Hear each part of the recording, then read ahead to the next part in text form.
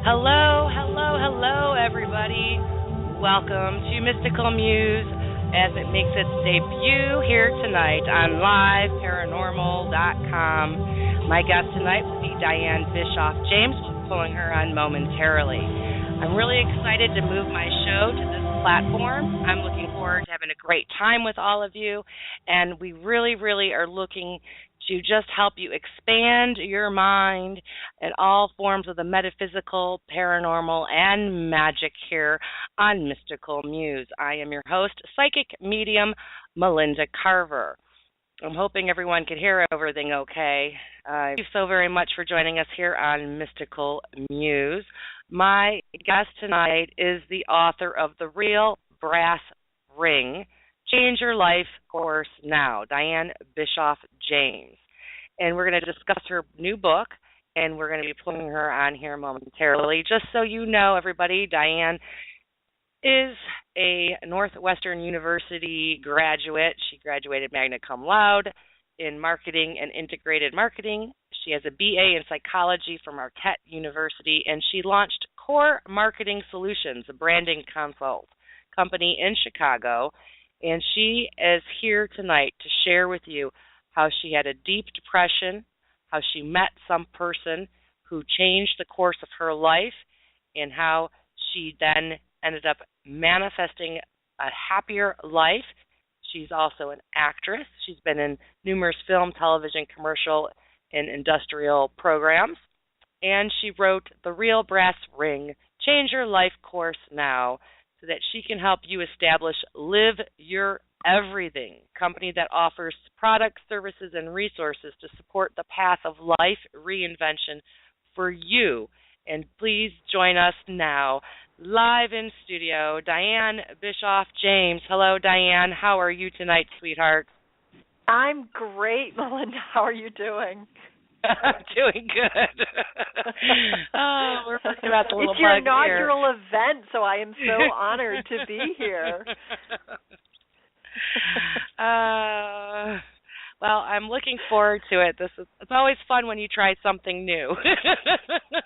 You know, it's just part of the growth curve, and that's the way I look at everything. You know, it's just jumping in with both feet and just having a good time. So I'm very grateful that you had me, so thank you. Well, I'm looking forward to it. Dianne, I loved your book, The Real Brass Ring. I was kind of surprised at how many personal anecdotes that you shared inside that book. So was this personal journey of yours that you shared with everyone, were you a little frightened sharing so much personal information of what you went through before you changed your life? Actually, I was. That was, it was funny. I think in writing the book, it took almost 10 years to get that book out. And in many cases, when I first started writing it, I didn't know what kind of book I was supposed to write. I was told when I went for this big journey, you know, I had this intervention with a psychic that was, you know, Sonia Choquette, and she said, you're supposed to be an actor, author, healer, and you're doing everything wrong. So I had gone completely down the wrong path, according to her, and she said, you got to write this book and don't come back until you've written it. And I kind of stared at her at the time. She not only devastated me, but I thought, what kind of book is she talking about? I really didn't know. So when I started to sit down to write every time, I kept thinking I'd write a marketing book because my background was about marketing, and I thought, I'll teach you how to market airplane wings and, you know, batteries and, you know, matches or whatever weird things I would be working on. And it ended up that I just kept pouring out these personal stories. My fingers were kind of just guided a little bit more from spirit, and I ended up kind of sharing all the, I hate to say it, like the dirty laundry, the stuff that people don't want to talk about, you know, how to get through it, how to survive a divorce, how to tell your kids their family isn't going to be traditional anymore, how to, you know, go admit that you're on Prozac and popping it like, you know, like it's a mint, you know, every day. I was sucking down antidepressants, and it was something I felt I wanted to share a little bit more because I think in a way that's part of the reason I'm here, that there really is, there aren't really any secrets that I haven't put down on paper, and just wanted to be fully expressed just so other people know they're not alone. Everybody has, you know, difficulties sometimes with their family, sometimes with relationships. I was 190 pounds, and I couldn't figure out why getting the American dream was such a horrible bust. It wasn't fun. It wasn't what it was supposed to be. They make it look like with all the TV shows out there, and just think of the Kardashians for 1 second. Oh, yeah, having that big mini mansion and running around in those expensive outfits is supposed to make you feel good. Well, it didn't make me feel good. It made me feel horrible. I was completely off track, and it was kind of eating me up from the inside out. So I do feel, in a way, part of my mission just being here on Earth was to let everybody know you're not alone. We're all going through difficult things. Being happy was not something that came supernaturally to me. I had to totally recraft in order to get there. And so I just wanted to make it very relatable. But the scariest part is, oh, my God, what if you do that? What if you put your dirty laundry out on the line? What are people going to say? What are they going to think? And worst of all, what's your family going to do? Because I was born of a family of sweepers. We swept every secret under this giant rug, this metaphorical rug in the middle of the family room, and nobody would ever talk about anything, ever. So I broke all the rules of the tribe and decided just to, spill my guts. And here we are. Here we are, a year, 12 months after the book is out, and kind of touring all over the country telling the story. So it's been an interesting journey, certainly interesting. What I enjoyed most about the Real Brass Ring, Dianne, was that you mentioned very early on that you had this reading set up with Sonia Choquette, which is a psychic medium, a very popular author and psychic medium, and you go there and you explain what she says to you. So you share this very personal message, because a lot of people who have psychic readings, they might share it with a family member or their boyfriend or girlfriend, but they don't tell the world that a psychic is telling them they're living wrong, and how upset you were with this reading because it wasn't what you wanted to hear. Do you find that people come up to you and say, I had readings like that where they didn't tell me what I wanted to hear, and it was life-changing? Well, I think it even takes a step back, to be honest. A lot of people say, I can't believe you went to a psychic to get help. I think, a lot of people who aren't open or who haven't yet experienced, metaphysical information look at that as like that in itself is a giant step. For me, I guess I've always felt very comfortable with metaphysics. I've been looking at self-help and alternative approaches since I was a child. I mean, it was always very attractive to me. And so for me to go see her when I first went there, and this is the part that's the interesting part, I thought, well, she's just going to tell me I'm just like, superwoman, like you're so cool, and oh my goodness, keep going. And, I had a mini mansion at the time, and I had I had a very successful business, so I had the cute little convertible, and I had the expensive shoes, and I had all the expensive stuff. So I really thought she was going to say, rock on, keep going, girl, you're doing great. And instead, when she, for an hour, I felt like she was yelling at me. She wasn't really yelling, but she was saying very strong things in strong language about how wrong everything was and how off track it was. And she said, you're an unlit Christmas tree. She goes, you don't have a single bulb that's firing. Nothing about your life is your own. You are walking down a path that mirrors what your father and mother said you had to do.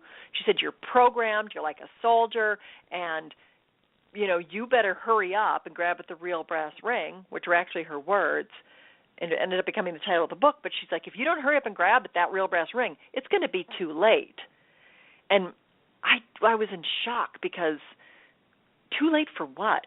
I mean, what's going to happen if, okay, so maybe I am off track, or a little bit or a lot, but what's going to happen? Are the fiery gates of hell going to open up and I'm going to fall into them? I didn't know what was going to happen. I didn't have an accident. There's a lot of things that could mean. So I kind of questioned her. I finally peeped up and I said, oh my God, well, what do you mean too late? And she's like, you're going to have to come back and repeat this entire life and do it all over again. And then she kind of spun around and left the room. And it wasn't handled with kids' gloves. If anyone who knows her, she's amazing, but she does not mince words. And she's not a fluffy bunny reader. No. No fluffy bunny. It wasn't like, it was kind of like, it's kind of like being undressed. It's like sitting here and somebody like ripping your clothes off, and you're like, oh my God, stop doing that. But she kept going, and so I was really, I was shocked. I felt like I was just had been beaten up, and all I wanted to do was cry, because how can someone be almost 40 and have done everything wrong? I just figured I had to have been more together than that, at least in my head. We all have to have a little more insight, I thought that this was what you're supposed to do. And so initially I kind of wanted to just slay the messenger. I thought, oh, what does she know? And who is she? And who does she think she is? And, just kind of come back and just kind of like make it her fault. But after sobbing for like 20 minutes in the car after my session, I was lost and kind of like post-traumatic shock, but I did realize she wasn't wrong. I wouldn't be crying if everything she had said hadn't resonated at a core level. So it hurt. It really hurt to kind of be smacked around like that. But at the same time, I think I subconsciously, not initially, but eventually I realized what a gift. Somebody said, look, you have half of your life, straighten this whole thing out. You don't have to keep going down this road that has clearly made me physically I was manifesting the weight and the depression and a lot of physical signs, but I really had to get smacked upside the head pretty good. And I think I needed that kick in order to make any changes. So I didn't like the message, and I don't think many people, I've never really talked to anyone who maybe had the entire, I feel like it wasn't just like a yellow sign. It wasn't a yellow stop sign. It was a red stop sign that goes, stop, change, turn around, and get going, sister, because you're messing this thing up. And so I don't know if anyone else I've ever talked to had such a strong reading. You're the expert, because I know you do this as a gift of your own. So I'm not sure whether you've ever told anyone that everything is messed up, but I got a wailing. That was loud. That was loud and clear, and yet the best gift, of course, one of the best gifts of my life, because it changed everything right then and there. That was the beginning. That was the beginning of the shift. Because that's what psychic mediums do. If you go to a good one, like you went to Sonia, good readers will not tell you everything that you want to hear. Our job is to give you messages, what we see happening for you, what we see with your energy. And when we give you that message, that's our job. And what you do with it, some people will either ignore it, some people will stew about it, and some people will make changes. And you chose number 3, which was to make changes. You didn't want to keep popping Prozac like candy, and you didn't want to be miserable and feel like you were ping-ponging between your parents and husband and ex-husband and your daughter and all this crazy stuff. I love the book because you go so deep in what happened to you personally, Dianne, in the real brass ring, and then you share how you got out of that deep depression, how you did this midlife reboot, like you like to call it. So when you had this aha moment after your session with Sonia, which I know the way you described it, was kind of, seems very harsh to you, but that made you have that aha moment. And what did you decide when you had that aha moment? How did you go to finding your personal mission? Because in your book, you stated what your personal mission was, and I want to share this with everybody. It's The Real Brass Ring, Dianne Bischoff, Bischoff James. And you wrote in the book that your personal mission was, quote, I came here to help others find and achieve their greatest good by finding and achieving my own, end quote. So what happened for you to come up with that mission? How did you get to the point from after your session with Sonia to developing your personal mission? Well, thank you. That's an excellent question. Thank you. It's funny that mission was something that I tried to pull out of my business brain. I tried to, at least when I first got back from seeing Sonia. I said, you know what? You're a business executive. Handle this like you would a business case, And I realized at the time, before I'd seen Sonia, I didn't have a mission. I had been going down the road, going every single solitary day. I was very, very, very strongly programmed, really strong parents. My father was like ex-military, and he moved a lot because he was seeking, the corporate wealth. And so we moved all over for his jobs because he wanted to get to the next job, the next job, the next job. And my mom was really soft and passive, but didn't have a lot of strong messaging. But I followed the strongest messaging, which was you had to get married by a certain time, you had to have a super duper education, you had to get a job and try to get as much money as you possibly can so you can get all the stuff, the trappings. And that's the message I'd heard. And when I left Sonia, it took me like a week just even to function. I think I really felt like I had post-traumatic stress disorder because I was kind of like unable to function. I didn't know what to do. How do you change everything? When somebody goes, oh, yeah, change your life, change your relationships like you're with your girlfriend. It's not like you are married to a guy. You're married to someone you have this fraternal relationship with. Get rid of this, get rid of your house, get rid of your location, get rid of your career. I mean, that sounds impossible. Sounds like just get rid of everything. Well, I had 3 kids I had to feed, so it wasn't as if that was doable. I couldn't trash it all. So what I did is I thought, okay, let's get a mission here. You don't have a mission.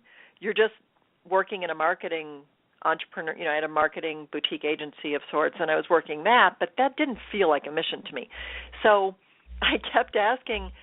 I kind of let it flow, and it was one of my first times I was actually able to try to connect with Source, try to connect with Spirit, and I just said, okay, what would my mission be from my heart? And this was to take off all of the masks and take off all of the to-do lists and all of the practical stuff of life.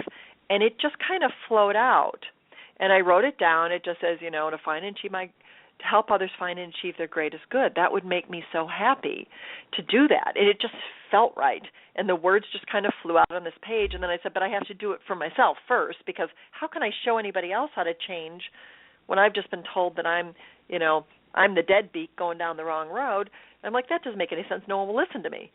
So I put that mission on the page, and this is the funniest part, Melinda, is that I wrote it down and I thought, wow, what a lie. That thing, I wrote it and I'm like, it sounds good, but I wasn't doing any of it. And so to have a mission and to know that there was 1 ounce of it that was accurate at the time, right after I left her, just to me felt like it was a bunch of airy-fairy words. And so I had to kind of like let it sit for a long time, in fact, several years, until I started making the shifts and the changes in order for that to mean something. Now I can say it still gets me jazzed. It still feels right. There is nothing I would like better in the world than to take even one, just a conversation. I know I'm going to be with you at Victory, and I can't wait to see you. But I have the chance to talk to people, and hundreds of people come through, as you know, and it makes me so excited and so happy to have one person make a tiny shift towards their greater good, even at a show, at an expo, traveling across the country, doing workshops. That gets me so excited. I'm on like cloud 9. And so I know that mission now actually has a meaning, and it has an outlet for me, and it has a place in the world, but it didn't for many, many years. So I guess my one advice for everybody would be, just understand that once you connect with that mission and it starts to resonate inside on a cellular level and it provides you joy, even if you're not doing it yet, it can have its place in the world. It will have its place in the world. It may need some tweaking and some development time, but it will be there, because it took me a decade for that to actually have any type of significance. And it is really a joy for me to be able to say, now it means something to me. Because back then I was actually making fun of myself. Like, you wrote something down and it's just foo-foo, And I like things that are real and make sense and actually work. That gives me the greatest sense of satisfaction. Everybody, you are listening to Dianne Bischoff James. She is the author of The Real Brass Ring. Her website is liveyoureverything.com, liveyoureverything.com. Do you have your own booth at Victory of Light in Cincinnati, Ohio this coming weekend, April 11th and 12th, Dianne? I do, and I am so excited to be there. I'm doing a workshop as well. It's going to be a life reboot workshop, and we've had the chance to offer that. I've offered that all over the country. We were just in Milwaukee a short while ago. Now we're coming to Ohio. We've done Illinois, California, New York, and so I am super, super, super excited because I have so much fun, and these are their workshops are a couple hours, but everyone who seems to attend gets to start their reboot, actually goes through exercises and this whole program that I've developed that allows everyone to start to excavate a little bit, uncover what they really want, get really super clear. And the workshop is going to be on Sunday, and I can't wait. And I also can't wait to see you. I get to see you again in person, so I'm super happy. Hey. Super happy. Aren't you excited? I'm so excited. I know. I love meeting guests. You know, a lot of PR people send me books for authors, and I read them because every single person I've had on in my previous show, Positive Perspectives, which is still on Blog Talk, but just only on Sundays now. But that show, for 3 years, I've only had people on that I met while I traveled, and you know, because I had some really great listeners, and I'm always careful who I put on, because you know, Dianne, there's some people in this business that aren't very on the up and up. And so I love meeting the authors in person, or the people that I have that I talk to on LinkedIn or Facebook or on the phone. I love meeting them in person. Now, congratulations too. I forgot to mention that The Real Brass Ring was voted one of the top 10 inspirational books by Aspire magazine this past February. Now, how did that throw you for a loop to have your little book, The Real Brass Ring, that you put so much heart and soul to, and that you weren't sure which format you were going to use, to be voted one of the top 10 inspirational books? Well, it was, to me, better than winning the Academy Award or the Golden Globe or anything else that I could do.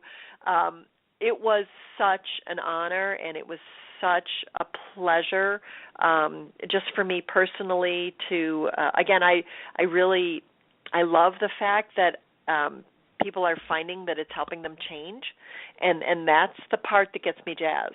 And the Aspire magazine editor wrote me a beautiful note and just said, I love your book. It's kind of it's like the every man or woman story. It's the story that so many people are going through, because it has a physical aspect to it because of the weight, and then it has about family and about relationships and how to navigate change in a family. So she really liked that part.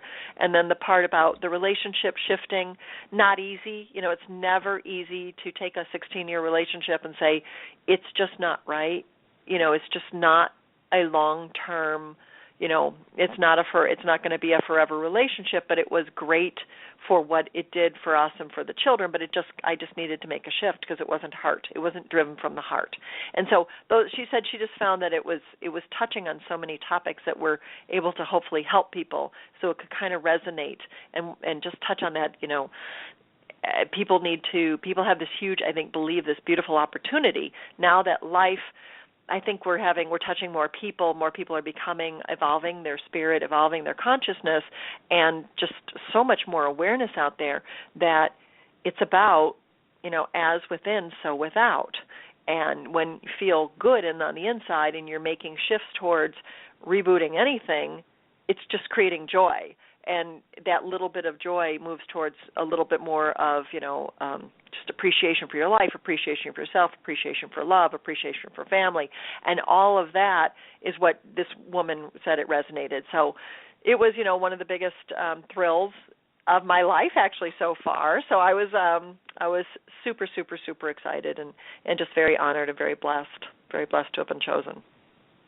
Well, congratulations for your top 10 inspirational book award from Aspire magazine, Dianne. And I wanted to ask you, you had mentioned several different authors in your books, and some of them, I'm familiar with all of them, but you mentioned that you were inspired earlier in life by Shirley MacLaine, the actress and author, and Esther Hicks and Jerry Hicks and Louise Hay. So why did you feel the need to share some of the authors that inspired you in your book, The Real Brass Ring? Well, I felt like I wanted the book to be as educational as possible. And there are so many just legendary, just fabulous individuals who have contributed towards the shift, just the shift in consciousness in our evolution and in trying to, just become more aware, guided by spirit. And I had to call out Shirley because I just remember being a kid. I think I was in my teens, and that's when her show, she did a TV show, Dancing in the Light, and then she started writing her books. And she was one of the first ones, I felt, one of our pioneers, who was willing to come out at a time when it really wasn't super popular and say that she was having all these kind of mystical experiences, that she was connecting with her spirit, that she was being able to hear voices both, from within and actually outside. And I think she was one of the first to make it possible for us to speak openly and freely about being spiritual beings, completely, both inside and out, and looking at kind of the quintessence of life. And so I had to call her out just because I could not get enough of it. When I was really young, I wasn't reading them, in front of everybody else, but people were reading like Nancy Drews, and I was reading Shirley MacLaine. So I had to call her out. And then there were so many other phenomenal authors who have contributed key messages. One thing I love to do is I love to synthesize and integrate. So as I worked on this book and in my next book, I have all these key authors that just had messages or key thoughts that made my life different and better. And so I wanted to call them out and bring out their key thoughts and messages, not only whether they be new authors or whether they be authors that have been around for years and years, but so it's kind of a mix. There's people that are extremely well known, and then there's others that are kind of evolving in their message or kind of up and coming.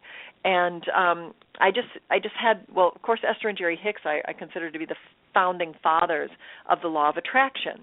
And I discovered them, weirdly enough, when they only had a pamphlet, and it was this little it was like a 4x6 pamphlet, and this is before I think they even had enough money to put it into a book. And so, I was like one of the first ones to chase them around when they were driving all over the country in their Winnebago, and they were sharing their messages in hotel ballrooms. And again, I found them really early on when they were first starting to share the message about law of attraction and mutual creation, and they were the first people that made sense to me. I've studied religions and 100 different religions, but they were the first ones that said, what you think about, you bring about. And if you can mind your mind and manage your thoughts and really get into reaching for the thought that feels better, your life is going to shift. And they didn't use those words exactly. They used a lot of their other kind of, she speaks kind of in this British accent. But I got the message, and that made a shift for me. And so I like to call out people like, Mellon Thomas Benedict, who is, kind of he's kind of the encyclopedia of the afterlife. He's, a near-death experience survivor, and he has I've seen him in person too, and he just has this glow. I think he glows gold around him. And just looking at him, I just felt, wow, this is a person who has seen spirit. He's been to the spiritual world. He has returned, and you can just see it when he talks. It's almost like kind of watching a person who has I think of a spotlight behind him, and a big can light behind him. He just speaks what I would imagine to be an ascended master would speak. And so I like to call out people that others could benefit from reading, take a look at.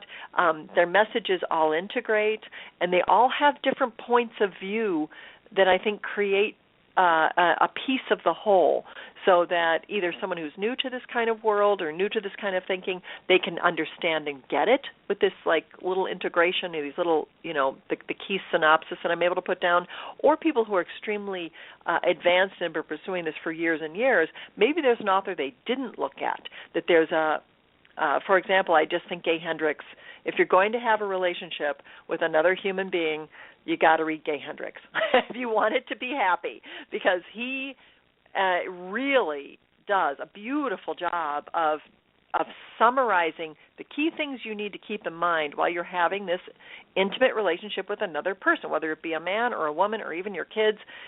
Conscious living, conscious loving. Those are two of the books. They changed my life. He talks about micro-truthing, and in micro-truthing, I started practicing it. It changed my world, really calling out what happened in the moment in a way where somebody else can hear it. It takes the lid off. It takes the energy off. And so I have a beautifully peaceful household because we call each other out in the moment, and we've kind of learned how to do it. So no one gets hot-headed. People can say what they want to say. They feel fully expressed. And then you go on. Even if it's not something that you liked, it doesn't have to build up and be this big, there's no suppression in there. It's just like it's a pot where the steam never has to pour out.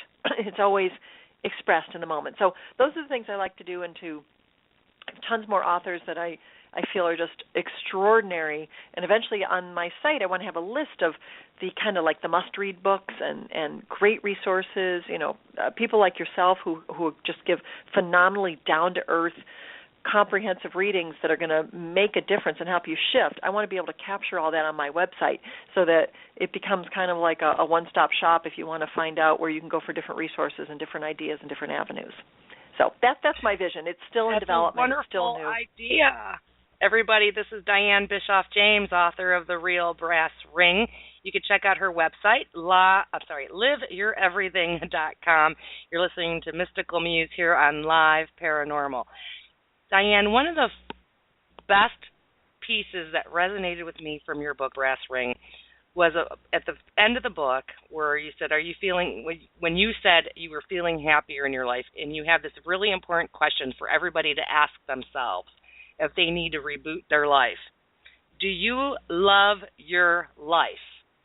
And that really resonated with me because I made big changes last year. I quit my day job and went to doing the psychic medium and the teaching and the radio shows all full time. So, and like you, and I was doing this for 5 years before I quit my day job. So, 4.5 years I was doing this day job and the reading. So, do you love your life? That was the most important statement, I think, for me in the whole book because that resonated with me. So everyone listening out there, when you hear Dianne talk tonight, one of the things that she asks herself is, do you love your life? And Dianne, why is that so important for everybody to ask themselves? Well, because I truly believe in my heart that when we pass, you're going to end up at these gates, these pearly gates of sorts, and someone's going to show up that loves you. Could be a past grandmother or a parent or a sibling, or it could be, significant other, or St. Peter, whoever it might be, and they're going to ask you one question. And that question is, do you love your life? And I want to answer that question with a resounding yes. I did everything that I came here to do. I worked on my path. My life's work feels fulfilling and complete, if that's possible.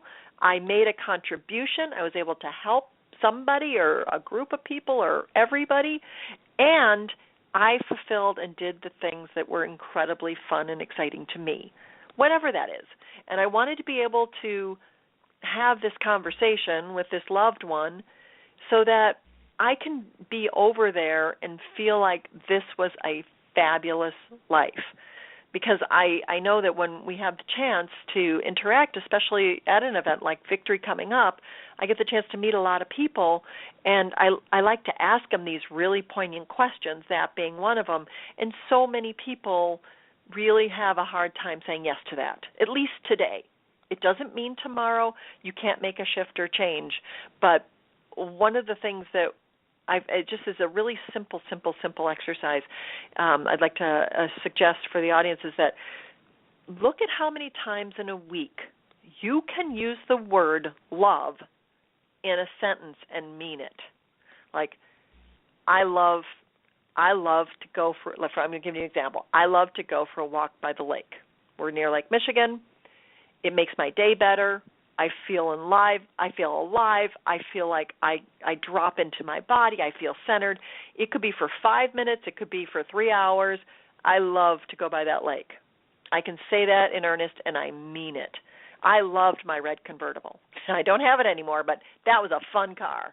It was fun to drive around in, and it was something that gave me, it was a little bit of excitement, to go down, to fly downtown with the top down. I mean, I really enjoyed that. And so look at how many times you can use that word and say, I love doing this. I loved eating that. I loved hanging out with that person. And when you don't have any, and you have only those positive, that it's just resonating very positively during your week, it changes your week. It really, really does. It shifts your energy from what I call, there's a line, you're below the line. I was below the line a lot to begin with. And now I'm very fortunate. Almost everything I do is above the line. I love to do the tours. I love to do the speeches. I love to talk to people like you. I just love being present. I love being able to pursue this work. I love the acting. I love to be able to, so I'm very fortunate that a lot of things now I can say I love to do. I don't love the laundry. I don't love doing laundry, and I don't love going to the grocery store. I'll be really honest. Not fun for me. But well, you can hire someone to do that, Diane. I could someday. But that's okay. It doesn't have to be a 24/7 love it fest.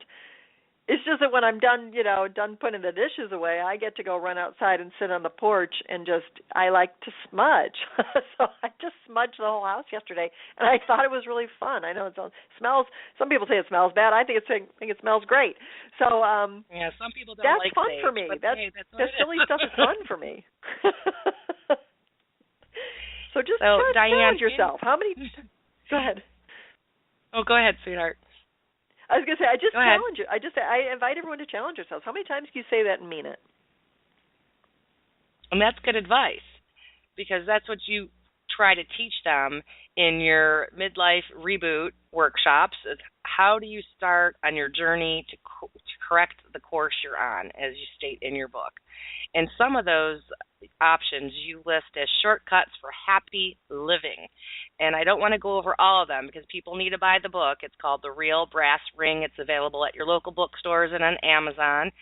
And one of the shortcuts for happy living that I just loved was leverage your alignment. Can you share with everybody what that means? Leverage your alignment as a shortcut for happy living, Diane. Yes, one of my favorites. Your alignment has to do with the 4 quadrants. You have your mental, emotional, spiritual, and physical. And, again, just a huge opportunity is to look at where you're really focusing all of your energy and where it's really lying for you. Oftentimes, I think in our world, it's really easy to put that alignment in the part of the intellect or the mind. We're walking around with big brains on these bodies, making decisions and judging and, being very much in our head. And what I found for myself is, and the reason I put it in there, it's one of the first 3 rules, is because when I looked at my body at the time, I was 190 pounds. I hurt in almost every single solitary joint, had issues with the feet and the knees and the hips, and everything that was kind of moving was in pain. And I ignored the daylights out of that until I got to the point where I was told I had to have shoulder surgery, and they were going to try to cut they were actually going to cut the backs of my heels to try to see if they could get my Achilles to release and cut the sheath on the Achilles. And I sat there and looked at this man, and he's like, well, we'll just cut the sheath on your Achilles tendon so your plantar fasciitis doesn't hurt anymore. And I looked at him and I thought, oh, heck no.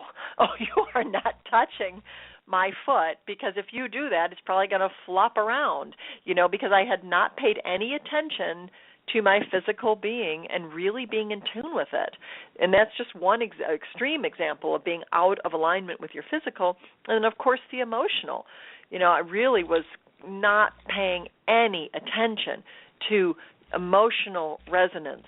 What feels bad is bad, at least for you. If it feels bad, you shouldn't be doing it. Get away from it. If it's a person that is a drain and just sucking your energy, don't spend time with them or spend a whole lot less time than you currently are.